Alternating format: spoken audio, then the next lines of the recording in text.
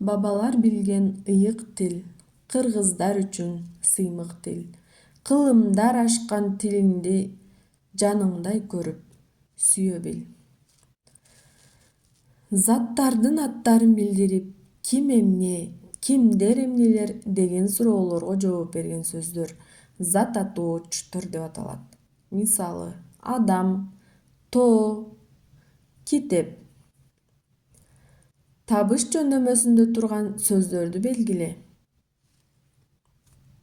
Өтүлгөн теманы кайталап алсак. Табыш жөндөмөсүндө кандай суроо берилет? Ооба, кимди эмнени деген суроо берилет. Демек кимди? Акынды. Кимди? Дыйканды. Эмнени? Кемени. Сөздөрдүн жөндөөлүшү өз ара канчага бөлүнөт? Сөздөрдүн жөндөөлүшү өз ара 3кө бөлүнөт. Аягы үндүү тыбыштар менен бүткөн зат атоочу сөздөр. Аягы каткалаң үнсүздөр менен бүткөн зат атоочу сөздөр. Аягы жумшак үнсүздөр менен бүткөн зат атоочу сөздөр. Бүгүнкү тема аягы б, в, г, д тыбыштары менен бүткөн зат атоочу сөздөрдүн жөндөөлүшүн өтөбүз, балдар. Бүгүнкү максатыбыз аягы б, в, г, д тыбыштары менен бүткөн зат атоочу сөздөрдүн жөндөөлүшүн үйрөнөсүңөр. Берилген зат атоочу сөздөрдү жөндөмөлөр менен жөндөп жазасыңар, талдоо жүргүзөсүңөр. Туура, сулуу жазууга жана бири-бириңерди угууга үйрөнөсүңөр. Кыргыз тилинде канча жөндөмө бар, балдар? Ооба, 6 жөндөмө бар. Алар атооч, илик, барыш, табыш, жатыш, чыгыш.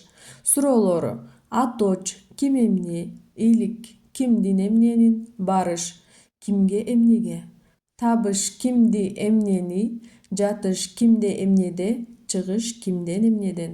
Мүчөлөрү: атоочтун мүчөсү жок, илик жөндөмөсүнүн мүчөсү нын, барыштыкы га, табыш ны, жатыштын мүчөсү да, чыгыштын мүчөсү дан. Бул экрандагы сөздөрдү чогуу окуп көрөлү. Акматов, фонд, геолог, герб. Эмнени байкадыңар? Акыркы тыбышы кандай угулуп жатат?